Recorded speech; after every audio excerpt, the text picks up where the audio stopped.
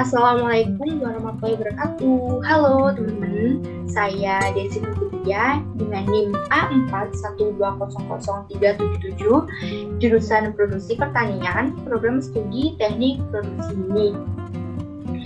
Di video ini saya akan menjelaskan tentang equity, pengarahan atau penggerakan pada mata kuliah Dasar-Dasar Manajemen. Langsung saja kita pada pengertian pengisian jabatan atau staffing. Pengertian pengisian jabatan atau staffing terdiri dari pengadaan karyawan, penarikan karyawan, seleksi karyawan, penempatan karyawan, dan pemberhentian karyawan. Pengadaan karyawan adalah proses penarikan, seleksi, penempatan, orientasi, dan induksi untuk mendapatkan karyawan. Baik kualitas maupun kuantitasnya adalah sesuai dengan kebutuhan perusahaan. Untuk mendapatkan karyawan yang baik harus dilakukan dengan cara analisis jabatan, uraian pekerjaan, dan spesifikasi pekerjaan. Selanjutnya, penarikan karyawan atau recruiting. Kegiatan mencari, menempatkan sumber tenaga kerja yang diperlukan, dan mempengaruhi cara penarikan melalui iklan tenaga kerja agar mau melamar pekerjaan yang sudah kosong di perusahaan.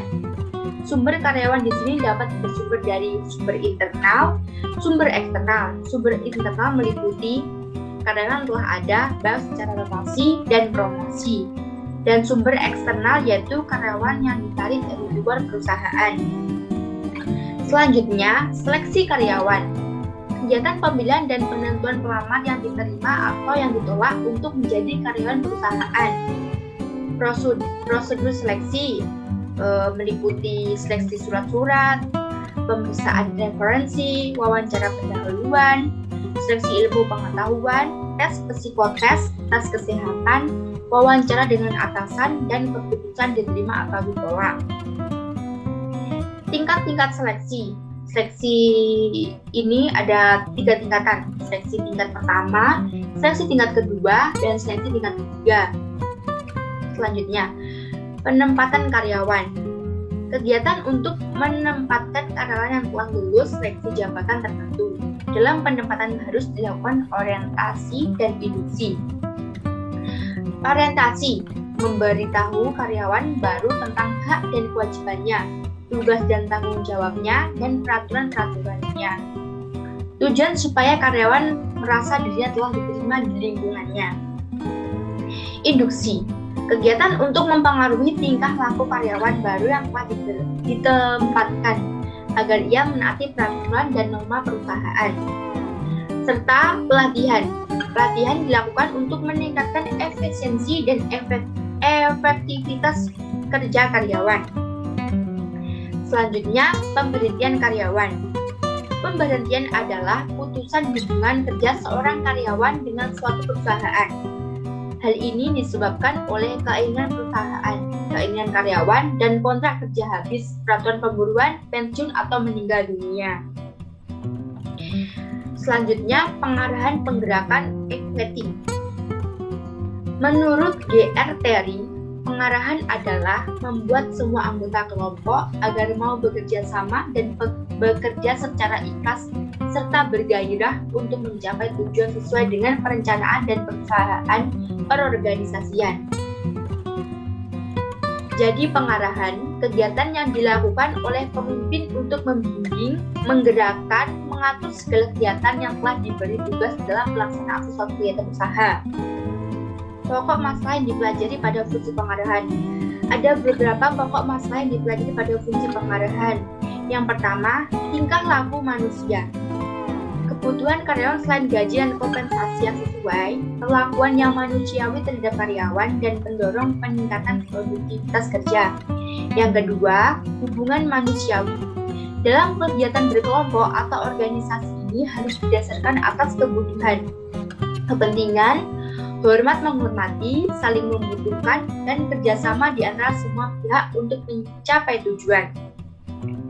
Yang ketiga, komunikasi. Komunikasi adalah suatu alat untuk menyampaikan perintah, laporan, berita, ide atau pesan informasi dari komunikator kepada komunikan agar di antara mereka terdapat interaksi. Proses komunikasi terdiri dari yang pertama unsur, yang kedua lambang. Unsur meliputi komunikator, pesan, saluran, komunikan, dan action. Untuk lambang terdiri dari suara, tulisan, warna, dan lain-lain. Yang keempat, kepemimpinan.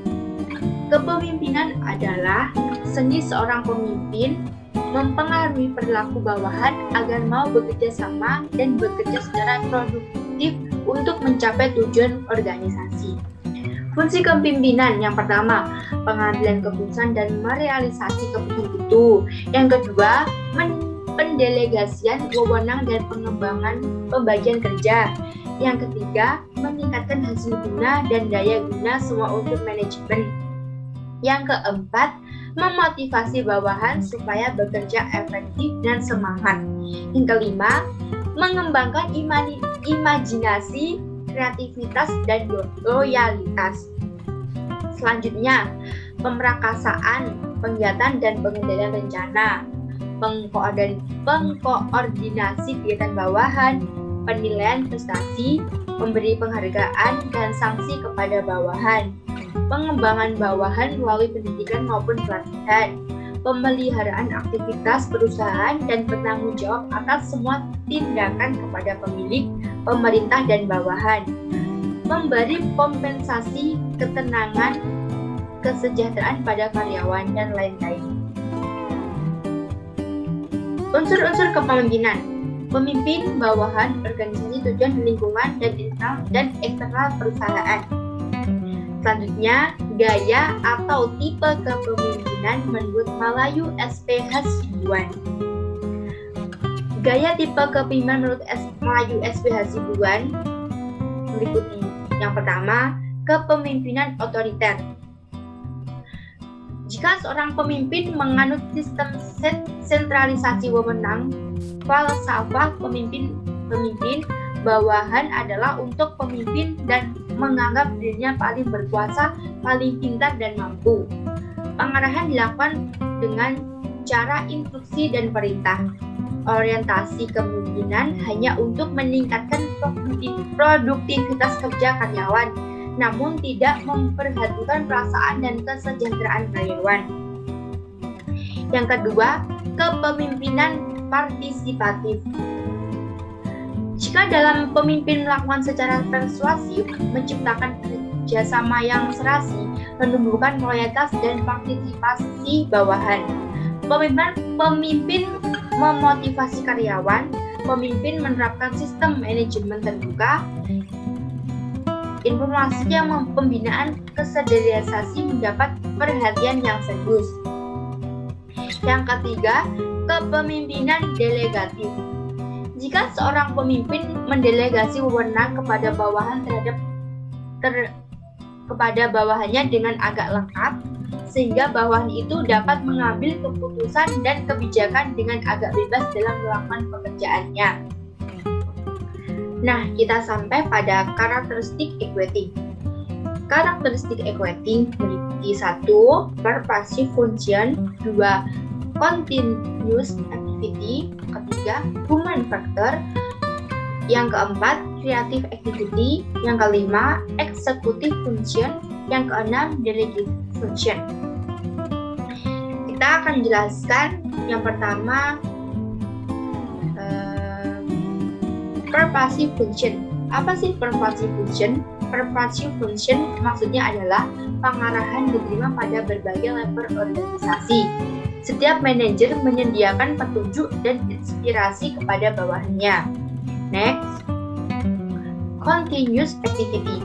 Maksudnya adalah pengarahan merupakan bentuk aktivitas yang berkelanjutan sepanjang masa hidup organisasi. Human factor. Maksudnya adalah pengarahan senantiasa berhubungan dengan bawahan sehingga akan berkaitan dengan human factor. Human factor adalah perilaku manusia yang kompleks dan tidak diprediksi. Next, creative activity. Maksudnya, pengarahan akan membantu dan mempermudah dalam mengubah rencana dalam suatu tindakan nyata. Tanpa adanya fungsi pengarahan ini, seorang dapat menjadi inaktif dan sumber fisik yang dimiliki akan menjadi tidak berarti. Executive function maksudnya adalah pengarahan dilakukan oleh semua manajer dan eksekutif pada semua level, pada semua jenis organisasi dan bawahan hanya menerima instruksi hanya dari atasannya. Delegated function maksudnya adalah pengarahan merupakan suatu fungsi manajemen yang langsung berhadapan dengan manusia. Atasan harus dapat mengetahui bahwa perilaku manusia merupakan suatu hal yang tidak dapat diprediksi dan alami, sehingga atasan harus dapat mengkondisikan perilaku seorang ke arah tujuan yang diharapkan. Tujuan pengarahan atau directing. Tujuan pengarahan meliputi alat motivasi, memprakasi aksi, penggunaan sumber daya dengan efisien, coping perubahan, mengintegrasikan upaya, menyediakan stabilisasi.